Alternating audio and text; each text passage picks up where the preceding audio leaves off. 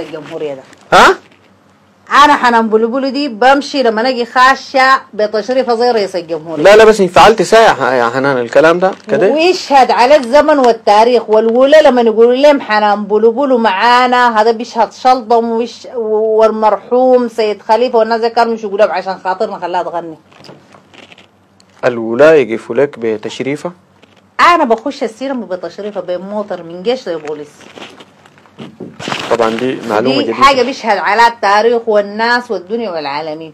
ولما كنت أجي ولاية في السودان كان الاستعداد بيكون 100%. ليه الكلام ده ما ذكر في الإعلام؟ ذكر كثير. ها؟ ذكر كثير. أنا ما شفته. خلاص. غنيت لمنو من ما تشوفه. غنيت لمنو من الولاة؟ ولا والي عديل كده غنيت لمنو؟ كثير رؤساء غنيت لهم خلوه. رؤساء مشاهدين الأكارم دي معلومة جديدة. حنان بلبلو غنت للرؤساء. طبعا. غنيت لهم حمادة بوظ أعصابنا. طبعا. والله ده كلام